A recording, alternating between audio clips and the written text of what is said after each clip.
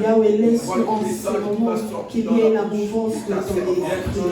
Laisse que tout esprit convient à ta parole se taise maintenant et que seul ton esprit puisse exprimer et prendre le contrôle. Laisse que je disparaisse et que toi tu apparaisses afin de parler à ton peuple. Seigneur, nous voulons te voir d'une manière que nous n'avons jamais vue. Au nom de Jésus. Amen. Amen. Amen. Est-ce qu'il y a une personne qui est dans la joie dans ce Seigneur? Alléluia. Alléluia. Nous pouvons reprendre nos places. Nous allons prendre le livre de Genèse 1, 28. Est-ce qu'il y a une personne qui... Genèse 1, 28, Genèse 9. Je veux lire Genèse 1, 28. Est-ce qu'il y a une personne qui peut préparer Genèse 9, 28 à 30? Genèse 1, 28. Je lis au nom du Seigneur. Si nous pouvons tenir debout pour honorer la parole de Dieu. Dieu le bénit et Dieu leur dit: soyez féconds, virgule, multipliez-vous, virgule, remplissez la terre et l'assujettissez et dominez sur le poisson de la mer, sur les oiseaux du ciel, sur tout animal qui se meut sur la terre. Alléluia. Amen. Qui a trouvé Genèse 9, 28 à 30? 28 Genèse 9. La version que j'ai s'arrête seulement à 29, je sais pas. Yeah. Noé vécut après le déluge 350 ans. Tous les jours de Noé furent de 950 ans, puis il mourut. Amen. Amen. Genèse 9, le verset 1. 9, verset 1. Dieu bénit Noé et ses fils et leur dit: soyez féconds, multipliez et remplissez la terre. Alléluia. Amen. Nous pouvons lire Jean 19, le verset 33 à 34.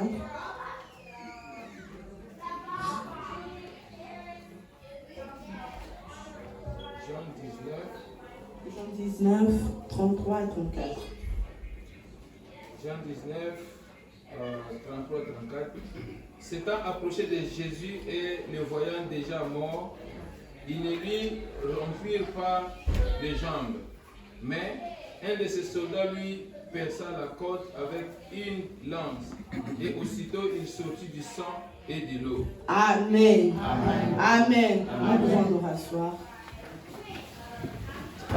J'aimerais d'abord commencer par dire merci à Dieu pour ces moments et cette opportunité qu'il m'a donné de me tenir devant vous. Et je sais que même si on l'avait prévu, mais si lui, il n'avait pas voulu, on n'allait pas arriver en ces moments.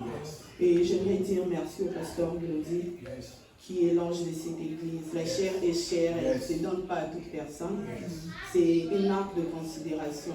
Et d'autant plus que ce n'est pas tous les maris qui considèrent la grâce de leur femme ou qui acceptent facilement la grâce de leur femme. Donc, j'ai dit merci à Dieu pour l'homme qu'il m'a donné et je lui dis merci. Genèse 1, le verset 28. Si nous remontons un peu au début, ça commence avec la création. La Bible dit, quand nous lisons, que Dieu a commencé à créer d'abord. Il a créé la terre, il a commencé à créer, il a créé le ciel et la terre, il a séparé, il a créé la lumière et les ténèbres, il a créé la lumière jour, les ténèbres nuit. Il a commencé à créer les animaux, les oiseaux, nous connaissons toute cette histoire. Mais il est arrivé à un moment, à la fin, Dieu a commencé, il a vu que j'ai déjà tout créé, maintenant je vais créer l'homme. Alléluia.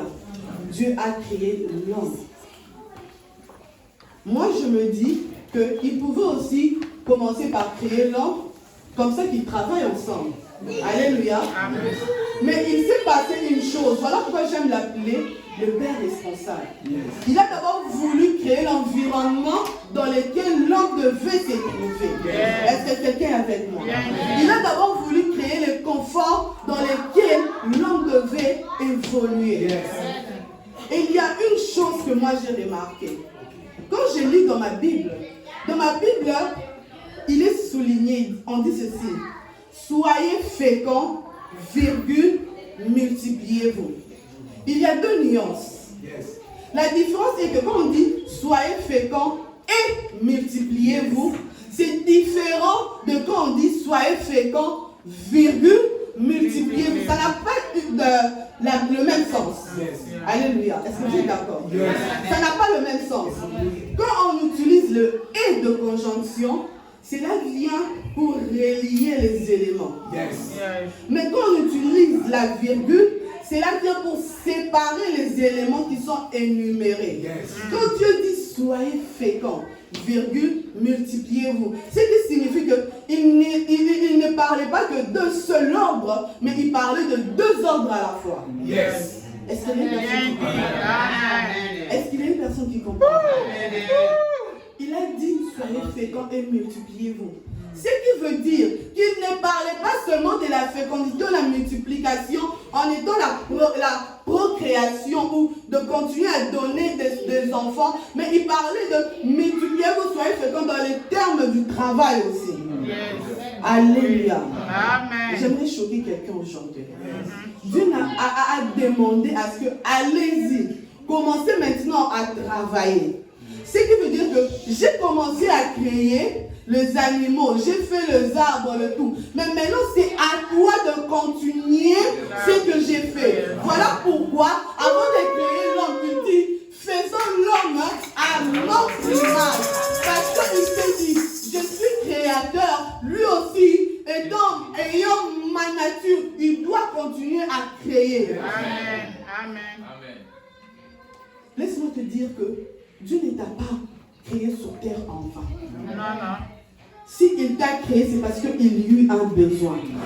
Quand Dieu a créé l'homme, c'est parce qu'il y avait un besoin. Les besoins, c'était de perpétuité, de continuer ce que lui, il avait fait. Il pouvait aussi créer et puis partir. Mais il voulait qu'il y ait une personne qui continue. Amen. Il a vu un potentiel en toi. Voilà pourquoi il t'a créé. De la même façon dont il vit le potentiel dans l'homme, ce qui était de la procréation. Alléluia. Tu n'as pas été créé en vain. Dieu a créé l'environnement dans lequel l'homme devait évoluer. Dieu a créé l'environnement dans lequel la création devait continuer à créer. Il a mis en l'homme la possibilité de procréer. Il dit, moi je m'arrête là. C'est maintenant à toi de continuer. Voilà pourquoi il dit, comme moi je règne dans le ciel, toi tu dois régner dans la terre. Voilà pourquoi il dit que tu régneras sur les animaux, tu régneras sur ceci, tu régneras parce qu'en l'homme résidait la nature de Dieu. Bien dit. Alléluia. Amen.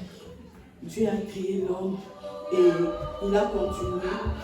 La Bible dit que il regarda, mais il s'est dit, ok, j'ai créé l'homme, j'ai créé les animaux, mais comment il devait continuer la procréation de l'homme? Il regarda, il s'est dit, si l'homme va vers un animal, ça ne sera plus la même nature. S'il va vers un arbre, ça ne sera plus la même nature.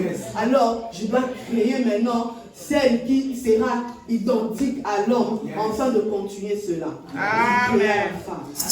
Il créa la femme. Il créa la femme. Et il mit une différence. C'est qu'en l'homme, il a mis la capacité de la procréation. Mais en la femme, il a mis la capacité de la fécondation. Il a mis la capacité de la fécondation.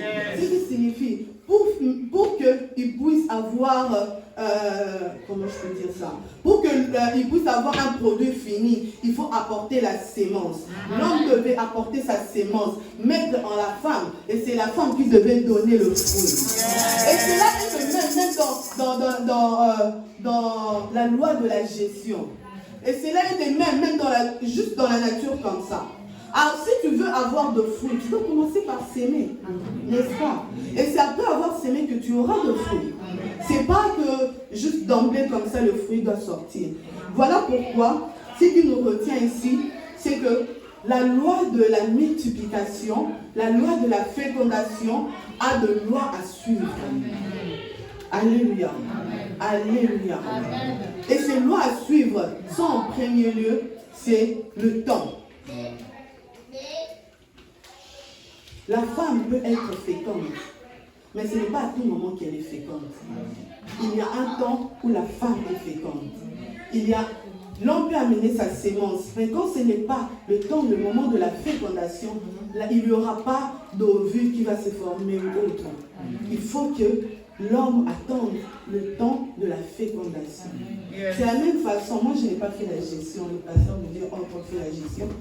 Ils savent que même pour investir dans quelque chose, il faut te rendre compte que c'est la saison de la chose où je vais investir. Parce que ce n'est pas toute affaire qui marche à chaque fois comme ça. Il y a la saison, si j'ai investi dans telle chose, ça va donner. Mais ça va me donner de bénéfices. Ça va me donner aussi une perte quand ce n'est pas le moment de la chose. Est-ce qu'on se comprend? Alors, ce qui signifie que la loi de la fécondation et la multiplication doit respecter la loi du temps. Quand tu ne respectes pas la loi du temps, cela ne te produira aucun fruit.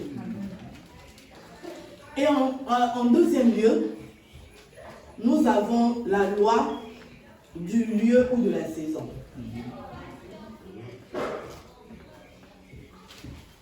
Pour qu'il puisse avoir avoir de fruits, il faut que je me rende compte du lieu où je veux s'aimer. Nous avons l'histoire du Seigneur qui avait ses graines passées. La Bible dit que ça tombe d'abord dans la terre sec et cela n'a pas donné de fruits. Ça tombe dans les sols épineux. Ça a commencé à produire, mais les épines ont englouti et cela s'est arrêté. C'est tombé dans le caillou, c'était de même. Mais arrivé à la bonne terre, et c'est en ce moment que cela a commencé à donner de fruits. Et j'aimerais dire que c'est de même aussi, je peux même dire ça dans le mariage. Un homme, une femme, quand tu veux te marier, tu dois vouloir visionner. C'est avec qui je veux m'engager. Quel genre de couple je veux avoir. Quel genre d'enfant je veux avoir. Quel genre de vie je veux vivre. Tu ne peux pas te mettre en couple pour te marier avec n'importe qui. Parce que cela peut étouffer ta bénédiction. Cela peut même il y a de ces personnes qui meurent sans pour autant avoir atteint ce que Dieu avait mis pour eux. Pourquoi? Parce qu'ils sont tombés sur de mauvais choix. Ce qui signifie que même dans la loi de la gestion, c'est le même. Tu dois connaître dans quoi est-ce que tu veux investir. Quand tu investis dans n'importe quoi, sans connaître les comment, le pourquoi, les aboutissants, tout ça là, tu ne feras que générer de pertes et de pertes et de pertes et de pertes. Parce que tu t'engages dans un lieu inconnu. Alléluia. Amen. Dieu regarda et il a commencé il a vu que l'homme devait évoluer dans un endroit qui lui sera fertile, dans un endroit qui lui sera favorable. Voilà pourquoi il a commencé au début par créer l'environnement pour l'homme. Parce que c'est là où il voulait que l'homme évolue. C'est là qu'il voulait que l'homme puisse continuer sa procréation. C'était le lieu que Dieu avait choisi pour l'homme. Vous remarquerez qu'au début, quand Dieu a créé, il a commencé par parler. Qu'il y ait le ciel et la terre, cela s'est fait. Qu'il y ait ceci, cela s'est fait. Mais arrivé au moment où il a voulu faire l'homme, il a quitté cet acte de parler. Il a voulu lui-même travailler. Il a voulu lui-même, comme les Français disent, mettre la main dans la pâte. Il a commencé à tailler les nez. Il a commencé à nous tailler les yeux.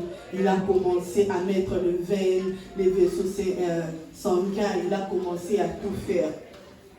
Et après, qu'est-ce qui s'est passé? la Bible déclare qu'il souffla. Il pouvait aussi parler, il dit que l'homme maintenant c'est temps, tu peux déjà et tout. Mais il a soufflé. Pourquoi il a soufflé? Il a communiqué à l'homme sa nature. Il a communiqué à l'homme son souffle. Il a communiqué à l'homme tous les potentiels capables parce qu'il savait qu'il y a une mission pour laquelle l'homme devait avancer. Yes. Dieu a créé l'homme, il a créé la femme et tout. Il leur a dit ceci. Vous avez le droit de toucher à toutes choses, à manger tout le fruit et autres. Mais à cet arbre-là, vous ne toucherez pas. Amen. Amen. À cet arbre-là, vous ne mangerez pas. Amen. Quand j'ai préparé la prédication, il y a deux choses qui m'ont fait rire. Quand j'ai lu, je me suis dit, Adam vraiment. Ils avaient ordre Moko, un seul qu'on leur avait donné, mais ils n'ont pas pu obéir. Pourquoi ils sont toi en 10? On a encore des interdits. Je me demande, pour dire que nous vivons la grâce de Dieu. Amen. Attends, je te place où je te mets tout, je te donne tout. Tout ce que je te demande, ne touche pas à cet arbre. Le serpent est venu à mentir la femme. Et la femme a donné le fruit à l'homme. Dieu vient et pose la question. Qui t'a dit de manger de ce fruit? Vous voyez que les Cambo et papa et Dieu est bandé les lotés.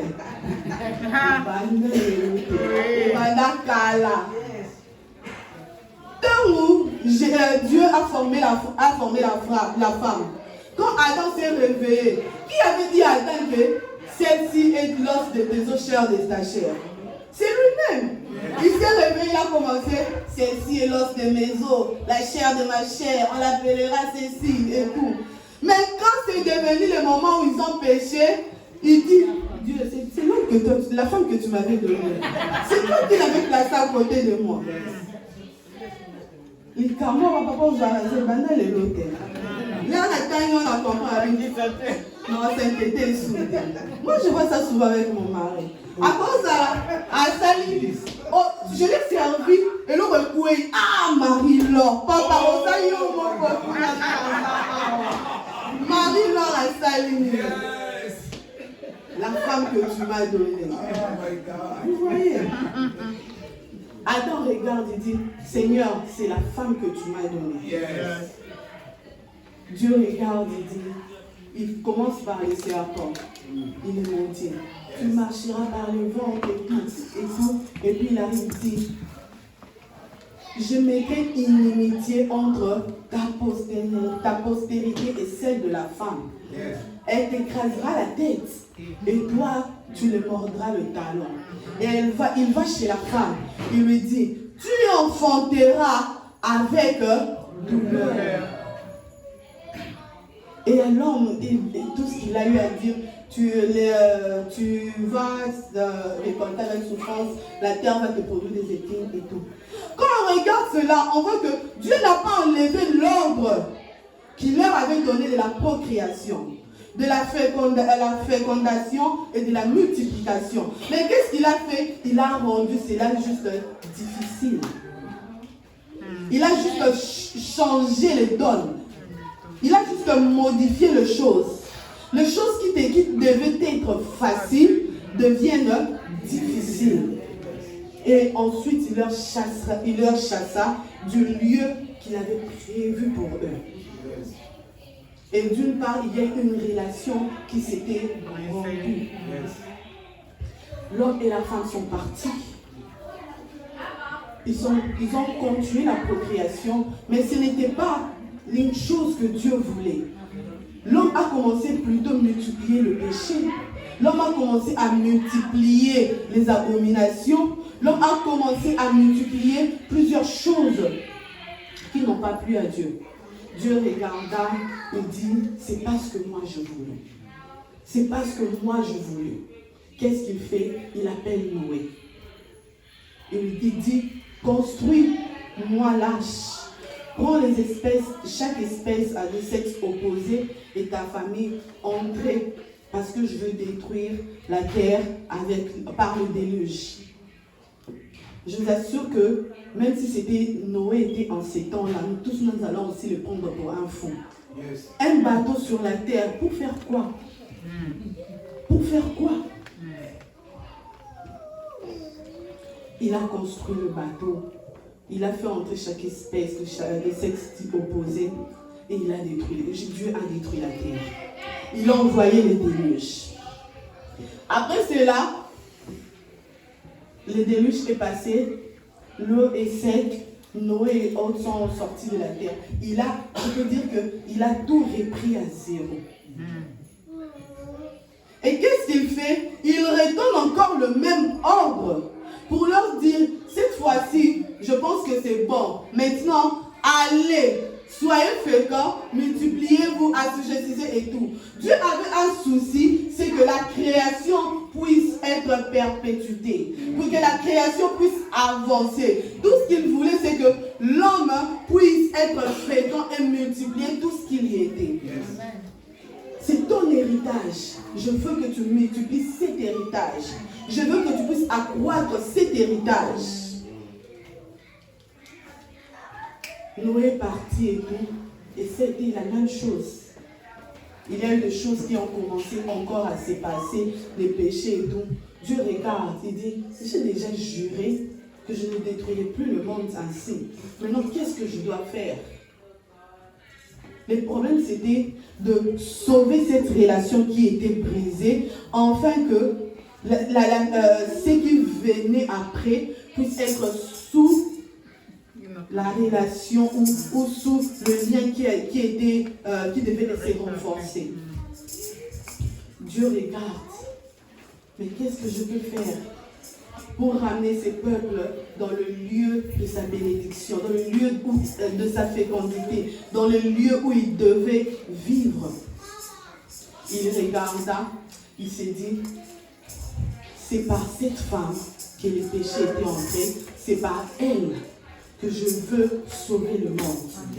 J'aimerais d'emblée déjà te dire qu'il y a de ces personnes qui te pointent du doigt. Il y a de ces personnes qui te trouvent le moindre. Mais ils ne savent pas au fait que tu es en train de porter la gloire de Dieu en toi. Le problème c'est seulement que le temps doit arriver où cela doit éclore. Et le jour où cela va éclore, tu verras que est-ce que moi je peux connaître une personne comme ça? C'est dire que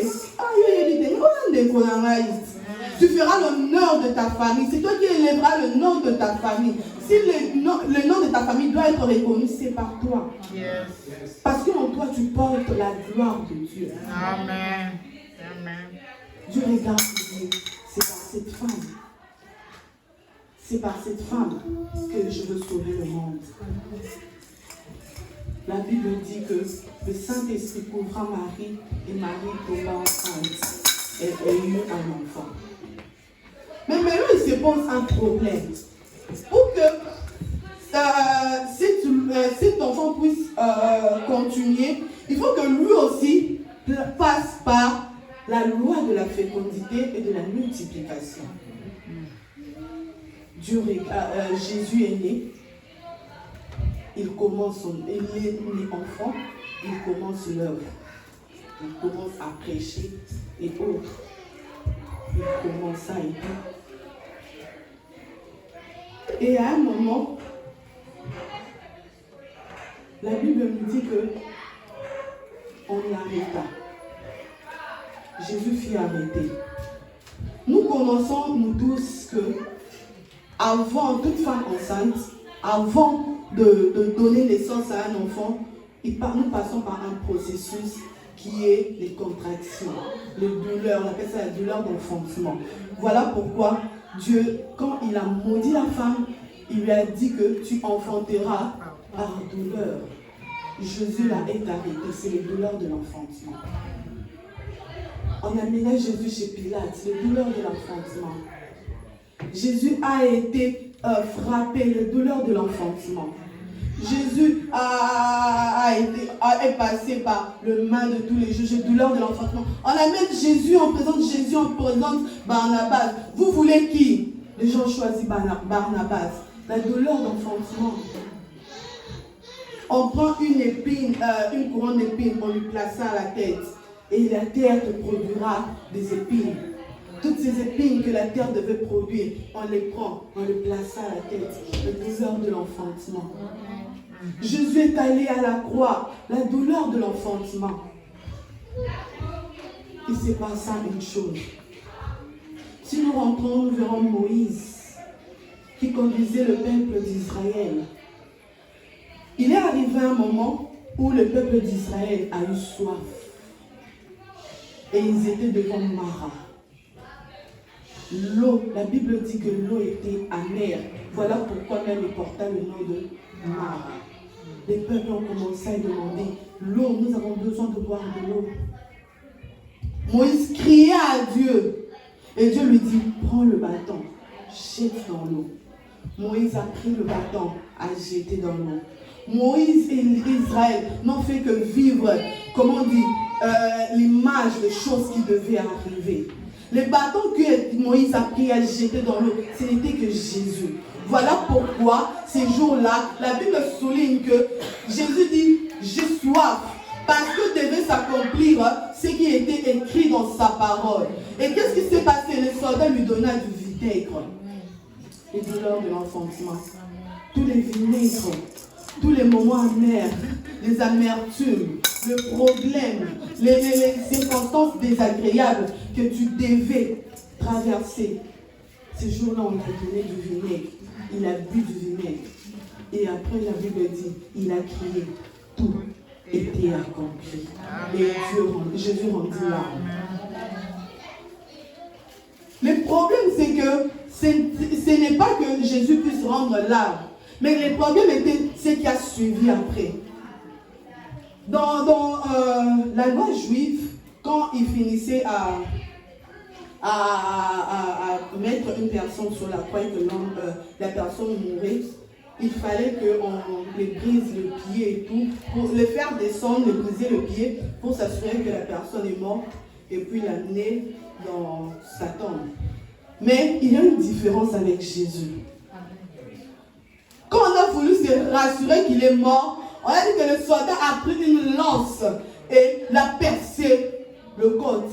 Mais qu'est-ce qui ont découlé? C'est de l'eau et le sang. Et nous savons tous qu'une femme, avant d'avoir son enfant, qu'est-ce qui se passe? La poche d'eau s'est rompue et il y a l'eau qui coule. Ces jours-là, Jésus a donné naissance à tout ce qui est à toi. Il a donné naissance à ta richesse. Il a donné naissance à tes entreprises. Il a donné naissance. Voilà pourquoi nous pouvons lire dans la Bible aujourd'hui. Il dit, j'aimerais que tu sois prospère comme état de ton âme. Parce que sur la croix, il a déjà enfanté tes entreprises. Voilà pourquoi ça ne m'étonnerait pas si je te vois chef d'entreprise. Voilà pourquoi ça ne m'étonnerait pas si tu cherches des enfants aujourd'hui, je te vois donner des jumeaux. Ça ne m'étonnera pas quand célèbre ton mariage. Ça ne m'étonnera pas si je voyais en toi s'accomplir de grandes choses. Parce que sur la croix, Jésus a crié, tout est accompli et a donné naissance à tout ce qui est à toi. C'est profond, prêche. Qu'est-ce que tu peux toucher de tes mains qui ne peut pas aboutir ou être fécond? Il dit lui-même, dans mon royaume, il n'y aura ni femme stérile, ni femme qui avorte. C'est parce que tout ce qui a été stérile dans ta vie doit prendre vie aujourd'hui. Tout ce qui était devenu impossible dans ta vie doit prendre vie aujourd'hui. La sélection de choses, de larmes qui te faisaient pleurer doit prendre fin aujourd'hui. Jésus a remis cette chose qui était brisée. Jésus a remis cette relation qui était brisée afin de donner naissance. Nous vivons le temps de la grâce. Amen. Dans la grâce, Tu ne peux pas investir et puis ressortir pauvre. Dans le temps de la grâce, tu ne peux pas être là, marié pendant plusieurs années et ne pas avoir d'enfant. Dans le temps de la grâce, quand c'est ton temps, c'est ton temps. Yes. Jésus a donné naissance. Il a pris les épines que les sols pouvaient engendrer. On lui a mis sur la tête. Ce qui signifie que dès aujourd'hui, ces sols doivent te produire. Amen. Dès aujourd'hui, ces sols doivent te produire. Voilà pourquoi nous, enfants de Dieu, nous ne serons jamais esclaves de l'argent. Mais c'est l'argent qui doit être notre esclave. Yes. Voilà pourquoi, au temps de la grâce, il peut dire que j'ai placé dans ta bouche les paroles génitrices. Donc, ce qui signifie, tu as la capacité de dire une chose et la chose puisse arriver. Parce que ces jours-là sur la croix, tu as récupéré ta nature, qui était la nature de Dieu. Si la Bible dit, tel qu'il est, tel que nous sommes, ce qui signifie que je peux dire des choses et les choses puissent arriver. Ce qui veut dire, je peux appeler aussi à l'impossible les choses qui est, je peux appeler au possible les choses qui sont impossibles. Ce qui signifie, je peux appeler à la vie les choses qui étaient mortes. Amen. Sois fécond. Multiplie-toi.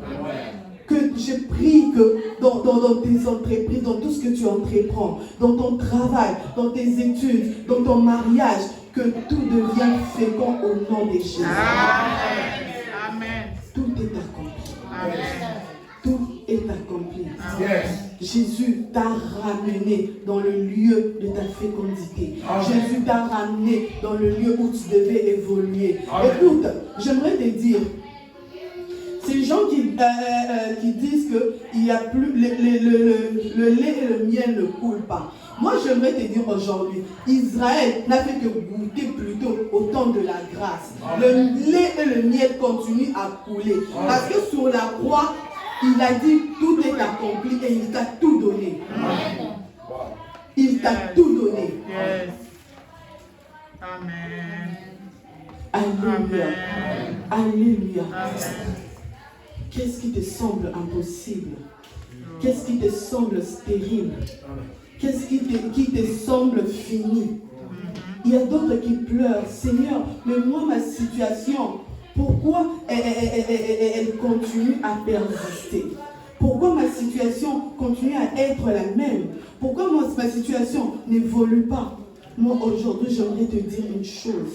C'est que ta situation, elle évolue, mais c'est juste le temps. Amen. C'est juste le temps. La Bible dit que 1000 jours pour nous, mais chez lui, c'est un bon jour, tu peux te réveiller comme ça et tout change. Tu te demandes, mais comme Michel Bakin a chanté,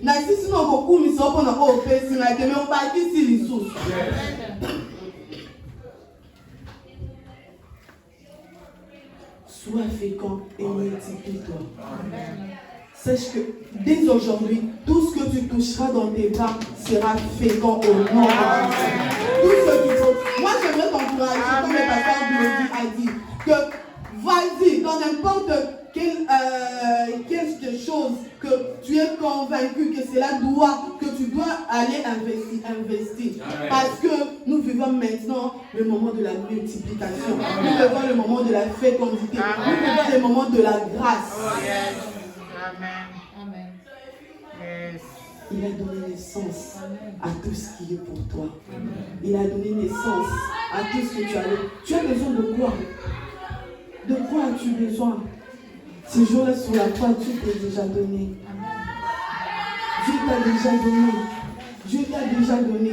Voilà pourquoi Joseph pouvait aller dans un pays étranger et prospérer. Écoute, une personne qui est porteur de la nature de Dieu, peu importe les pays, peu importe le sol, mais voilà pourquoi il dit dans ta parole que partout où tu pioteras le pas de tes pieds, je t'en donne en possession. Que tu ailles au Canada, il t'a donné la possession. Que tu ailles, je ne sais pas moi où, il t'a donné la possession. Que tu ailles, il t'a donné la possession de partout où tu iras. Parce que ces jours-là sur la croix, il a donné naissance et il a rendu fécond toutes choses. Ah, j'aimerais que tu battes et que tu dis, je prends possession de cette terre. Je prends possession de cette terre. Et que cela fait selon ta foi. Même si toi tu ne crois pas, moi je crois pour toi. Je vais célébrer ta gloire. Je vais célébrer ta réussite. Tu ne seras pas chef d'une seule entreprise, mais tu seras chef de plusieurs entreprises. Parce que tu vis le temps de la multiplication. Alléluia. Alléluia. Multipliez-vous et soyez féconds. Que ce soit même dans ton mariage. Si les choses n'allaient pas, dès aujourd'hui, à cause de ta présence en ces lieux, que tu vois tout changer, être bouleversé au nom de Jésus. Que ce soit même, il y avait un dossier qui était retenu quelque part où tu passais par le processus, je ne sais pas moi quoi, mais à cause de Babo Chaka, à cause de ta présence en ces lieux, que les choses commencent à devenir faciles et s'ouvrir au nom de Jésus. Amen. Rien n'était impossible. Parce que dès le commencement, Dieu t'a donné un ordre. C'est d'aller, d'être fécond. Écoute, il pouvait aussi dire ceci, que non, vas-y, commence d'abord, et puis après, non. Il n'a pas dit ça. Il a dit, la Bible précise qu'il est béni, dit, soyez féconds et multipliez-vous. Ce qui veut dire qu'il n'y a pas de condition pour toi pour dire que commence d'abord par faire afin de voir. Non, il n'y a pas de condition pour toi. Pour toi, c'est seulement que vas-y, commence et cela te fera. Amen. Tu marches avec la bénédiction. Amen. Que ce soit même au travail. Attends, il y a un problème. Toi, dis-toi, moi, je suis censé de réussir. Moi, je suis censé d'avancer. Et tu n'es pas appelé à stagner à un seul niveau, mais tu es stagné à aller de monter de plus en plus, de gloire en gloire. Alléluia. Alléluia. J'aime une chose que la Bible dit. Il dit que il dit ceci, que nous sommes appelés à aller de gloire en gloire. De gloire en gloire. Amen. Voilà pourquoi on pouvait dire que Isa était fort riche. Il a quitté le niveau d'être simplement riche, mais il est arrivé fort riche. Ce qui signifie que sa fortune peut-être même était devenue incontable. Au niveau au bout de $1000, mais au sentir que au bout de $1000, tu ne sens pas ça se peser sur toi, parce que tu deviens fort riche. Je prie que même cela descende jusqu'à tes enfants. Amen.